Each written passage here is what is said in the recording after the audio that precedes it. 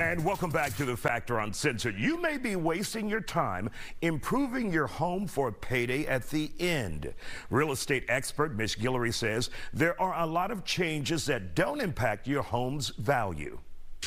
Many people make those additions and improvements to their home, and they think when it's time to sell, I just put this expensive pool in or this in, and I want the same amount back when I sell it. It doesn't always work that way, right?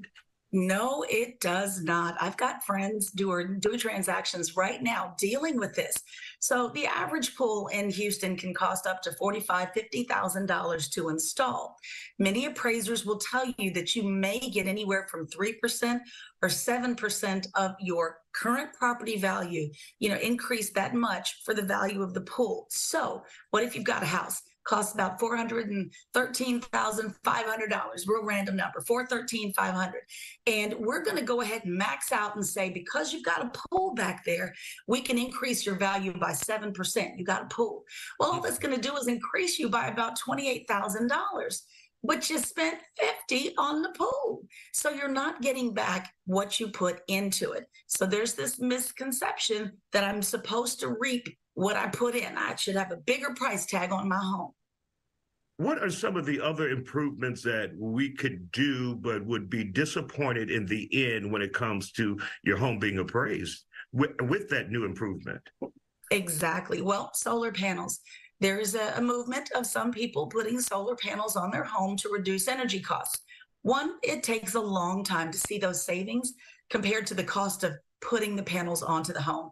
But what you paid for them, you're not getting back from the next person. As a matter of fact, if they don't want those things on the house, the roof is tremendously damaged because of all of the drilling and the nailing and the screwing of things into the roof. So that may not add value for you. Other things might be converting the garage to another room. Isaiah, it's hot as hell outside. I would like to put my car in the garage and not convert that to a fifth bedroom. I don't need 5 rooms. I need a garage. Right. So people think I'm giving you an extra bedroom, an extra office. No, I need to put the Nissan inside.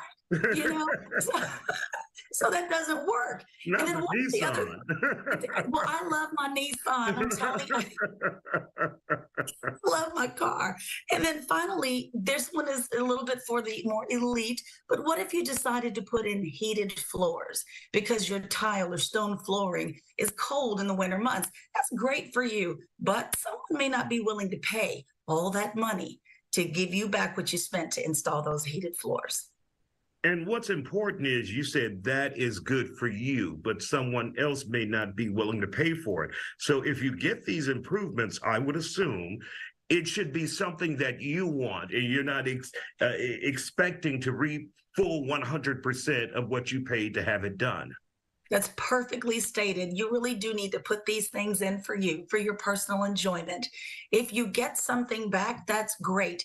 And let me just say, because people watch you all over the country, it depends on your market. If you're in Florida or California, there's a bigger demand for swimming pools than in maybe Colorado. So it really depends on what your respective part of the country is doing. And even here in Texas, there may not be as much of a need for a swimming pool in Amarillo as there is here in Houston. So your market is also a factor. Another question I wanted to ask you, because they're pretty hot right now, those solar panels. If a buyer wants to buy your house and they say, well, I don't want those things on there, can they tell you as part of the deal, I want you to remove those solar panels, which then would put you into a hole for replacing the roof? Is that a possibility? There's a possibility that a buyer doesn't want the house with the panels on it. And the panels come through an agreement, a contract. So one of the things you have to find out is who's going to own them when the house is purchased. Do they go back to the person who bought them? Do they get to transfer to the person who's buying the house? If I don't want them, then can they be removed?